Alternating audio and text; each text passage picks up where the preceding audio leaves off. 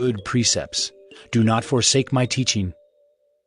When I was a son with my father, tender, the only one in the sight of my mother, he taught me and said to me, Let your heart hold fast my words. Keep my commandments and live. Get wisdom, get insight, do not forget, and do not turn away from the words of my mouth. Do not forsake her, and she will keep you. Love her, and she will guard you. The beginning of wisdom is this: get wisdom, and whatever you get insight.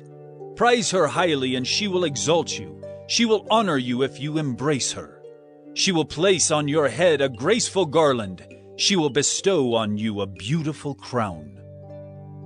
Hear, my son, and accept my words, that the years of your life may be many. I have taught you the way of wisdom. I have led you in the paths of uprightness. When you walk, your step will not be hampered, and if you run, you will not stumble. Keep hold of instruction. Do not let go. Guard her, for she is your life. Do not enter the path of the wicked, and do not walk in the way of the evil. Avoid it. Do not go on it. Turn away from it and pass on. For they cannot sleep unless they have done wrong. They are robbed of sleep unless they have made someone stumble. For they eat the bread of wickedness and drink the wine of violence. But the path of the righteous is like the light of dawn, which shines brighter and brighter until full day. The way of the wicked is like deep darkness. They do not know over what they stumble. My son, be attentive to my words. Incline your ear to my sayings. Let them not escape from your sight. Keep them within your heart. For they are life to those who find them, and healing to all their flesh. Keep your heart with all vigilance, for from it flow the springs of life. Put away from you crooked speech, and put devious talk far from you. Let your eyes look directly forward, and your gaze be straight before you. Ponder the path of your feet, then all your ways will be sure. Do not swerve to the right or to the left. Turn your foot away from evil. Amen. That's a very good proverb that atong kuanan karon. This is the another admonition na gihatag sa scriptures for us to be wise this year. Balik-balik, my son, okay, apil na my daughter. Admonition ni sa mga children, mga anak. Paminaw yun mo sa tambag. Of course, sa ginikanan, pero labaw na kaning tambag o insight gikan sa Ginoo. And a favorite verse that I have in the 4th chapter of Proverbs is kaning verse 23. I hope you can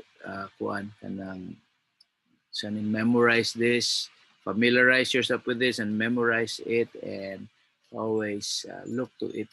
Yung pag-ingon ba? Keep your heart with all vigilance.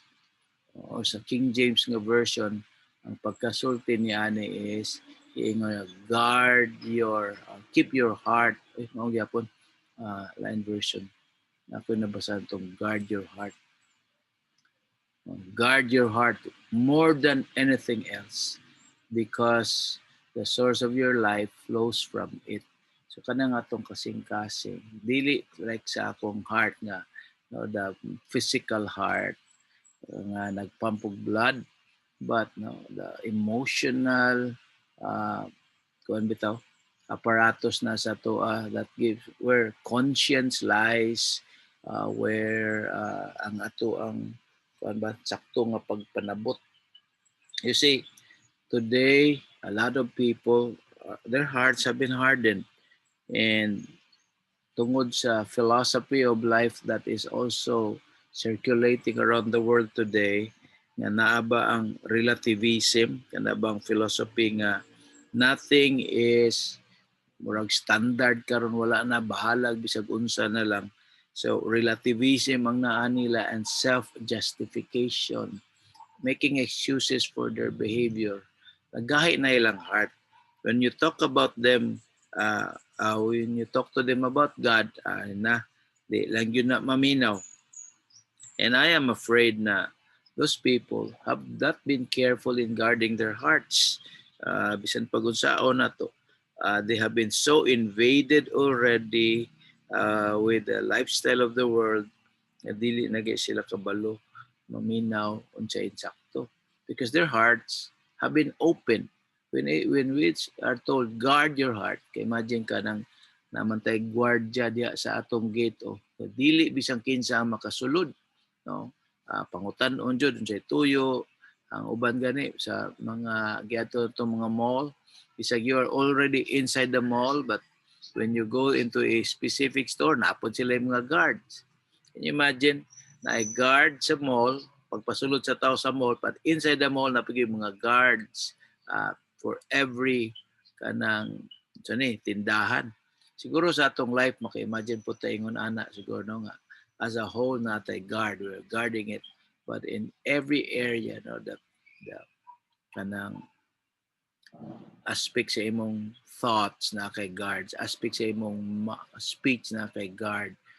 Many times good kay unguarded maguna mo tawag nato mga unguarded moments, and so we speak words nga dili good sakto and then later nakasakit ta kag tao imo ingon na imo dayong bawion nga sorry jud kayo di ba na ako to intention nga makasakit pero human na nakasakit na ka no siguro unsa man ka na ba ka tay reaction room nang ato mga reaction di po nato mabantayan ba no this is true to me to mommy kuya ikaw rin na apog ka si ate po to yung mga reaction so kana wala na to maggordyahe ba let's make it a goal this year to really be on guard. Diba ingon ko gapon, be careful. Naayo sa nag-post siya sa iyang nakuha nga thoughts. And sakto ang duha, no? Thoughtful, thankful, pero ang iyang una nga isuwat is be grateful. No? Grateful ang iyang. Great ba yun? Grateful. But be careful. Sabot na careful siguro magbantay ta. Atong bantayan di ay yun. Bantayan nato spiritually, magbantay ta. What have we allowed to enter our minds, our thoughts that have influenced our spirits, our outlook in life?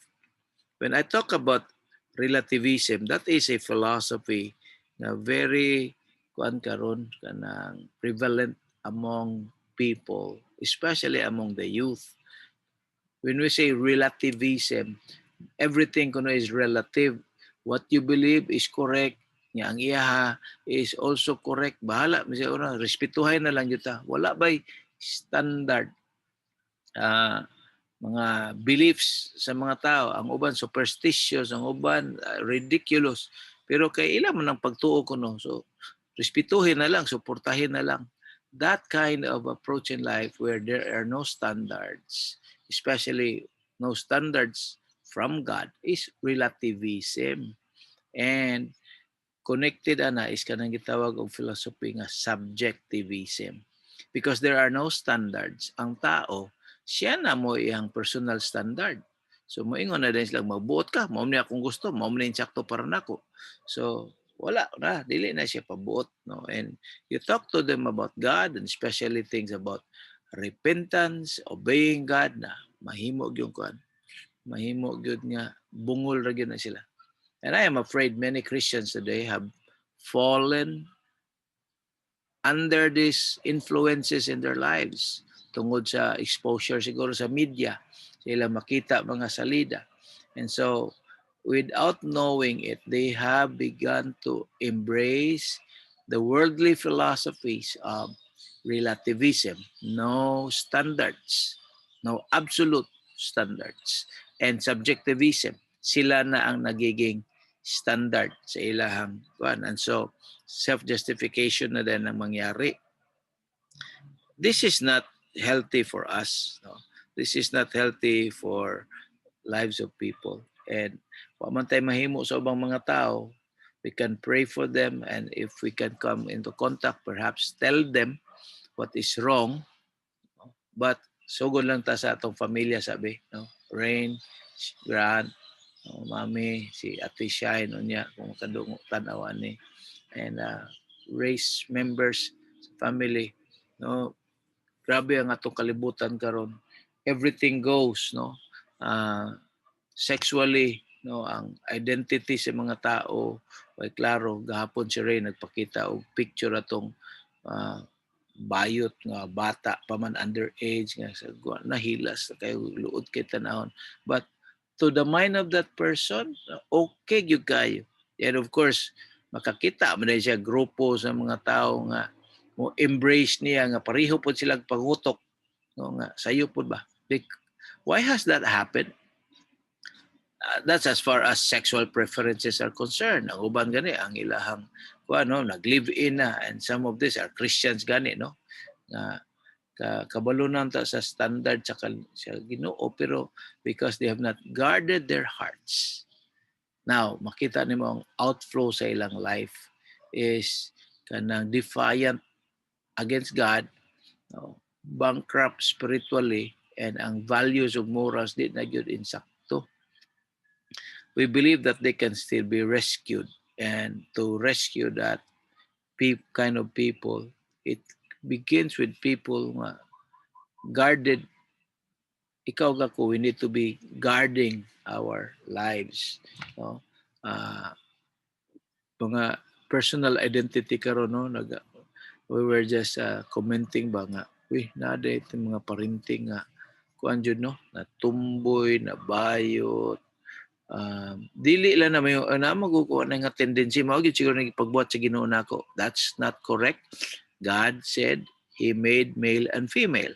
Now, naay uban sakto sobrahan siguro mga XY chromosomes, mga inana na tendencies. But I always said and believe na, a girl can be boyish. But dili siya tumboy. Not until that girl engages in sexual relations with another girl, or a boy, no, may be girlish in tendencies, mahilig magluto, mahilig kuan, dili kayo barako mo lihok, but dili na siya kuan. But in our siguro mga kaila nato parintinaan, why has that happened? I believe it's a case of the heart not being guarded. And the heart that we're talking about is the seat of the thoughts, of the affections, and ni-deviate na sila sa standard sa Ginoo. And they have adopted the ways of the world. Moingon nga, mo na ni karon LGBTQ plus sa paniuba, no? Naanay mga kuan karon, ay queer, naanay mga undecided niya. Dasig man po dahil sa uba. So that's as far as the physical sexual orientation is concerned. How about the social pagyud nga mga aspects sa life, no, where people go with all kinds of barkada, dili ka ba mamili bitaw sa ilang kuyugan. Now ingon ang Bible nga bad company corrupts good character. So guarding gyapon sa atong heart is applied here na sa mga relations na to. If you are to grow in the Lord, if you want to become on fire for God, you need to be with people who are also growing in God, on fire for God, serving God. And if you are that, then ang atong business na dayon is, because we have guarded our hearts and we are growing in the Lord, we are on fire for God, we need to be kanang reaching out to others whose hearts have been unguarded, and we want to be winning them to the Lord and discipling them. Mao ni siya ang kinahanglan mangyari. I was thinking about the financial aspect also, because this year is going to be a big challenge. No, we have desires of building a hope center, our own home later after aning IBC asa Mantampuyo, no, and then si Reyna siya mga desire nga mas nindot iyang puy-an nga kundo mga na. So what do we need to do? No? Di man na pirmi magtagak ang Ginoo og kwarta gikan sa langit nga na isulod og bag, natagak na lang sa ato. All the resources are possibly here already. I-grasp na lang nato.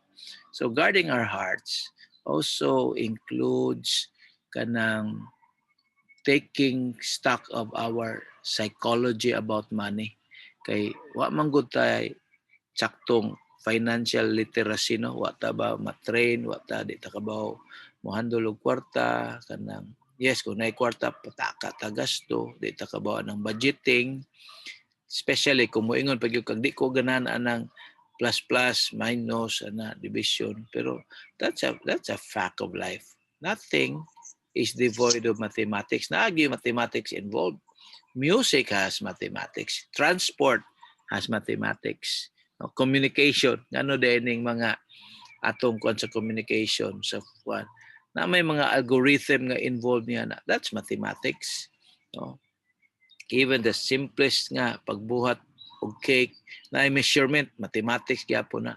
So guard your heart against pronouncements and declaration nga di ko kabalo, di ko sabot ana, because money is a vital part of life, and we cannot do things, we cannot survive without money. Okay, it's being the kuan man channel of commerce. So kanang mga aspektuha. Of course, this verse you can apply to many other things, but for today, I want us to just focus nga unsay mga sayop na kinahanglan atong kanon ba atong buhaton. The word repentance is very important. It talks about the change of mind. So repentance is necessary para sa tuwa. Tagusan nato, no, as we begin 2021. What do you need to repent about, no? Physically, your attitude towards food and diet and proper eating. Financially, what's your attitude towards money, the handling of money, the saving of money, spending, ang budget allocation. What is your attitude towards people? Kinahanglan ta magrepent siguro kung mahilig kang mamili og tao, di ta mo kuan niya. Kita ra ba mga ministers, servants of God. So naghan lang yun mga tao nga say very hard to like, much more to love, but we need to guard our hearts about attitudes nga dili insakto. Okay, I've been watching this Dharman film sa iba, kanang story about like this one person who owns a chain of restaurants. So niya kanang nagkasakit siya og something terminal, hapit na siyang mamatay, and wa man siya heirs, saon man niya mga restaurants nga na so he decided to check on his restaurants. He dressed as a poor man and he went into this one restaurant pretending to be hungry, wanting for food, pero ang manager gikasab-an siya, giyaw-yawan siya. And he did that with many other chain sa iyahang restaurants. But most managers pareha gyud attitude. There is this one ngayon siya kaning na manager ani, ako medyo nagtabang ani since pobre pa to siya hantod nga na uminto na karon. Pag abot niya posible ba sig makarecognize o unsa na nagduda lang siya, pero pag adto niya wala gihapon, lain kayo batasan, kuan siya, saban siya, gipaon siya nga hugaw ka, baho ka, kaligo sa, and perhaps I will let you sit and watch the others eat, but you cannot eat in this restaurant, no? Lahi ni siyang kuan, because ang yang chain of restaurants are really kanang kuan ba. And then finally na siya usa ka restaurant na nandito by the kanang lugar nga medyo hilit, pero daghan po kayong kuan dito moadto. And ang manager bag-o ra gyud tong na-install dito, mga 1 year pa lang kapin. When he reached there, lahi ang aura sa manager, and of course ang manager po'y naka-influence sa mga staff. They're being helpful to him. Sir, okay, what can we do for you? Istorya siya. Niya bulingot siya hugaw. I'm hungry, I have no food. Can you give me some bread? Lingkod lang sa diha sa kilid niya. Wait lang. Dugay-dugay na siyang naghuwat. Abi niya nga, this is still the same rejection. Pero polite lang pagkasulti. Ang ubang mga rejected man siya outright, gikasabaan pa yun. But this one, lahi. And sugod na isang kagool, kinaunsa man ng mga restaurant ako nga mga manager. Wala may kasing-kasing. But this one, murag medyo polite pero gipawat siya, and about an hour waiting, ready na siya, mulakaw nanta siya. As he was about to leave, the manager caught up with him. Sir, where are you going? Yeah. Sige, it's okay. No, no, no, no. I was preparing for you. And he was brought in a squad. And there was a food, there's a table lavish with food. Ipakaon siya. And he was very impressed. At least there is this one manager and his staff in the restaurant. They have a heart. The next week, he called on all the managers and of all his restaurant chain. And he fired all managers. Ingon siya, you are soulless. Wa mo'y mga kasing-kasing. Except this one, si Matthew. Nga mao pa gani, 1 year pa gani noon eh. So you're all fired and your staff. And about this is the story nga si Matthew and all his staff mao iyang gipa-inherit sa iyang mga restaurant. Dili lang niya gipa-manage as he was dying. He made Matthew, the heir of that one major nga restaurant nga gi-manage niya, and then the other staff nga na-influensyahan po dong na kasing-kasing like Matthew mo yang gipa-inherit and to manage the other restaurant. The point of the story was that the search of the owner for people with a heart. My family, Grant, Rain, Shine, mga taga-race, importante kaayo nga makadevelop ta og tsakto nga kasing-kasing. Kasing-kasing ba nga kuan ginagordyahan? Mo ni giingon sa Proverbs ba? 4:23. Guard your heart with all vigilance. Basahan ko nun ako ni sa pagkasultis binisaya be. Yun sa man pagkasultihan ng bersikulo kaning 23. Ingon man diya nga ampingi ang imong kasing-kasing sa tanang pagsingkamot. Ampingi, bantayi gyud, guard your heart. Guard your heart because ang kalibutan karon atong puy-an, malimbungon, tikasan, and a lot of people are pusong bato. Dili ta ganahan nga mahimon ana ta, nga mahimo putang mga tig-aw kasing-kasing tibugol, di na ta kabawng maminaw, dali na lang daytang musinta, di na ta magpakorehir. Lisod kaayo kung ingon ana ang mahitabo sa ato. I pray na this morning sa atong pagsugod aning bagong tuig, atong pamilya, imo brother boy, kinsa man uban nga makadungog o makatanaw ani nga video nato today. The simple message sa atong devotion today is guard your heart. About physically, guard your heart. BP, pantay imong kinaon, cholesterol, mao dining tanawon jud check up, no? Ayaw gingon nga adik ko ganahan pa doktor, mas may nang di ta kabalo. Pero basig mamubo na tong kalit atong kinabuhi og kalit kay wa ta magbantay. Guard your heart, emotionally. Mga pagbati nga di mao, makapa-stress, makapag-guol, makapalibog. Bantayan na to atong kasing-kasing ampingi kay basig dili na mao ang imong gibati. Unya maputos ka sa kapungot, kaligot-got, pagdumot, sakyan ra ba nini siyawa. Muhonghong dayon eh. Mo ni ang ibuhaton. Panimaslig yun na. Ayaw pasaylo. Kaya hayaran niya. Maingon na ka, you have become bitter. Naggahi na ka. Suko ka sa imong magulang. Suko ka sa imong kauban. Sa imong mga ginikanan or whoever. A lot of people who have problems emotionally are people who have not guarded their hearts. Wala mag-amping. So bantayan na to. Kana mga labi na mga negative emotion. Kumayo, moabot man yun na, pero palabya dayon. I-flush out dayon. Kumbaga, mentally, guard your heart also. So may mga thoughts nga imong gi-entertain. And of course, spiritually, guard your heart. Guard your heart. Kaya gingon sa Biblia, tanan nga mogawa sa itong kinabuhi, ikan magod sa kasing-kasing because mo man yung gingon tuburan. This is the sana the spring of life. For issues of life spring from it. So diri ang tinubdan. Pag-abot sa kwarta, kung ang sa katao gahaman sa kwarta, tungod kay niya gordyahe. Gamay pa yung kwarta, di siya kabaw pasidungog sa Ginoo. Di siya kabaw muhatag sa nanginahanglan. Di siya kabalo mutabang. Nahimo nang ang kwarta iyahang Dios. Ingon biya si Jesus, you cannot serve God and mammon. Unsam nang mammon? Kwarta gud.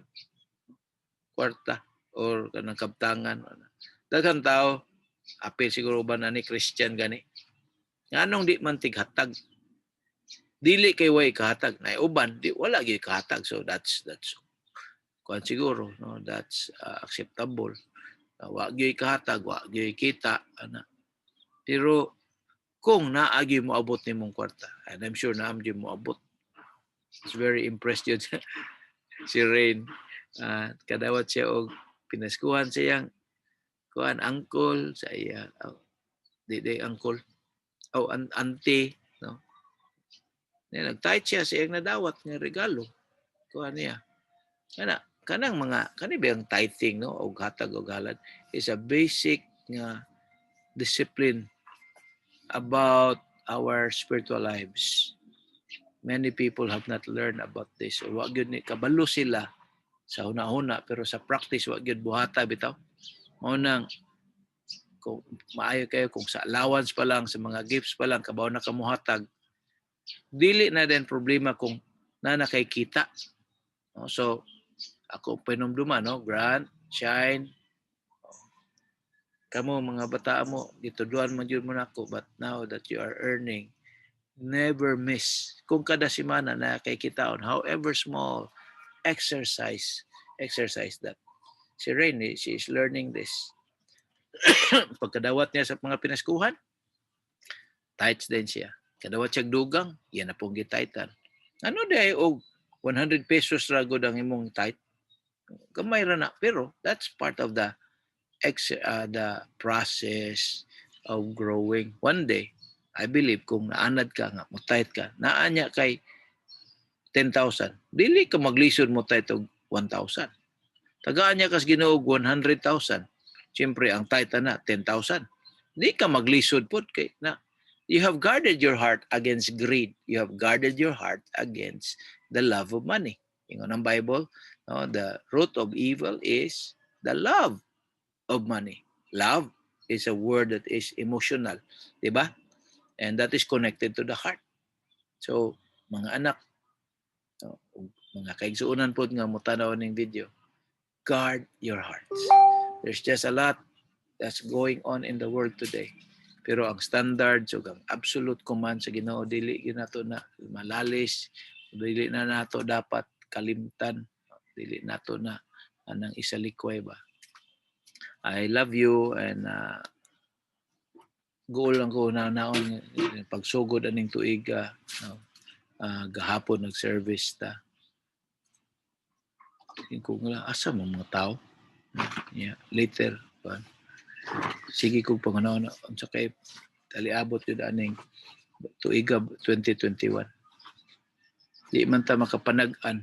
Pero kung ingon ani ang trend ng mga tao murag walay interes sa spirituanon mga activity, walay pag-ila sa Ginoo, walay paghatag, alams na. Daghan yung mo fall away karon tuiga siguro.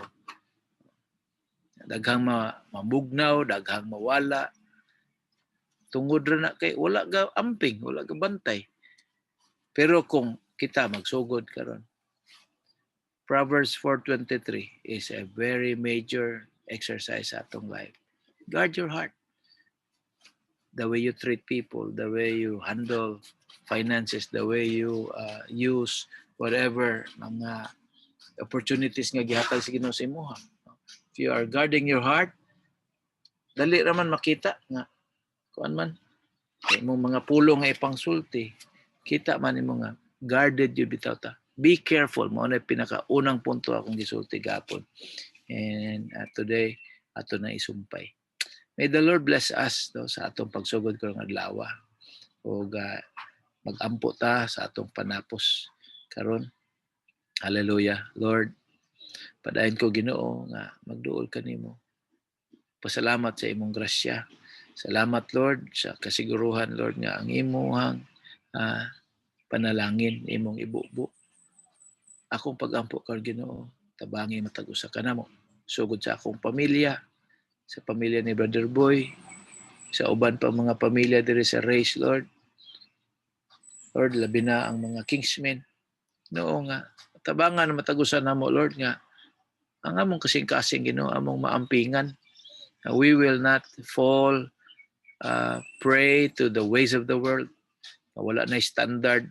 Ang ilan ng kauglingon mo ilang standard, the Lord God. But instead of God, give us, Lord, a hunger for you, kagutom para sa imong pulong, sa imong presensya, Ginoo. Lord, many Christians are becoming dry.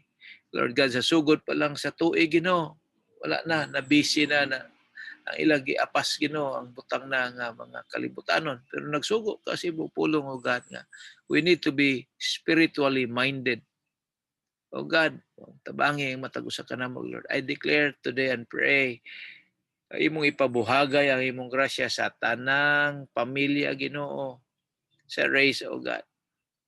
Ilang Brother Boy, ilang Juix, ilang Junre, ilang Johnny, ilang June. God, uban na mo makaubanan Lord, wa na gyud magpakita wa na mag-login na bisag naa sila kuan Ginoo sa signal. Lord, I pray for sila si Martin ug ang iyang panimalay Ginoo nga kaning mga bata niya magtubo nga naikahadlok Ginoo diha kanimo kaapil ni sila sa third school, ilang malo diha sa Mabulos, ilang ninya. Lord, bless them, O God. I pray there, Lord, bisan si Cristel Ginoo ang iyang sitwasyon karon Ginoo, 5 na si kabulan Ginoo. Ang dama ihanay Lord ang kinabuhi O God. Lord, si Ruel, Lord God, ang iyang uyab hapit na mga anak. Tabangi sila Ginoo. I pray Lord sa mga pamilya Lord sa among one child, mga bata Ginoo diya sa pangdako Ginoo. Lord God, tanang staff Lord Jesus sa Sunshine Corner Ginoo. Ilang Susan, Lord God, ug ang mga bata dito Lord, si Janet, si June ug si Hannah Lord. Bless them O God. I pray Lord Jesus God, yeah. Karong adlaw Ginoo, I declare Lord nga ang imong gisaad nga panalangin when naami sa balay ug sa manggawas mi among balay Ginoo, ang imong panalipod magauban ka namo O God. Thank you Lord Jesus, kay ikaw faithful and you're going to do this. Mabuhat ni nimo Ginoo, kay ikaw ang Dios nga buhi sa nga tanan. Ikaw ang Dios nga mahigugmaon sa nga tanan Lord. Among dawaton ng supply sa imong grasya karong buntaga Ginoo. Karong adlaw Lord, ang among mga tikang, ang among mga lakang Lord, giyahe Ginoo, among mga buluhaton sa balay, unsay mga kinahanglan Ginoo, panglimpyo, panghinlo, pag-organize Lord, agi ning bag-ong tuig Ginoo. Lord, ang mga paperworks Ginoo nga buhatonon gad, ang mga remedial classes sa mga estudyante Lord Jesus, ang pag-budget Ginoo sa among kwarta Ginoo, gamay ra ni pero ikaw magpilo-pilo, you can multiply Lord. Mga plano Lord God for the rest of the year. I pray Lord Jesus nga kaning imong pulong mahimong activated. And I declare as well Lord sa ngalan ni Jesus nga ang mga buhat sa kaaway naghasik og misunderstanding sa pamilya, kagubot, sa pagbati og sunahuna.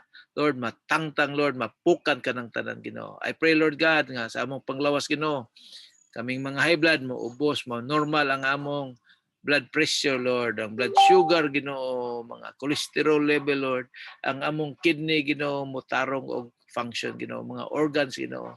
Hallelujah. Lord, I pray especially Lord sa mga batanon sa Manilang Rain, Nilang Grant, mga anak ni Brother Boy Ginoo, mga batanon pa Ginoo, bantayan kasing-kasing Lord, labi na pag-abot sa love life Ginoo, nga dili pa insakto ang panahon. Daghan naming nakit-an mga batanon Lord nga na tangtang, naundang sa eskwela, ang uban Ginoo nakalit og panganak Lord nga dili sa saktong oras Lord tungod kay ang kasing-kasing ang emotion wala mabantay Lord. Ako sila gituboy kaya kanimo karon God. Activate Lord God in their minds ang mga passage and scripture nga ilang natun-an kaniadto Lord, makainomdom sila nining tanan O God. Thank you sa imong tubag Ginoo. Thank you sa imong pagbuhat na ning butanga, Ginoo. And Lord, I pray these things and thank you for the victory and the answer. In the name of Jesus, we pray. Amen. Amen. Hallelujah. Praise God. Kagabi, we started the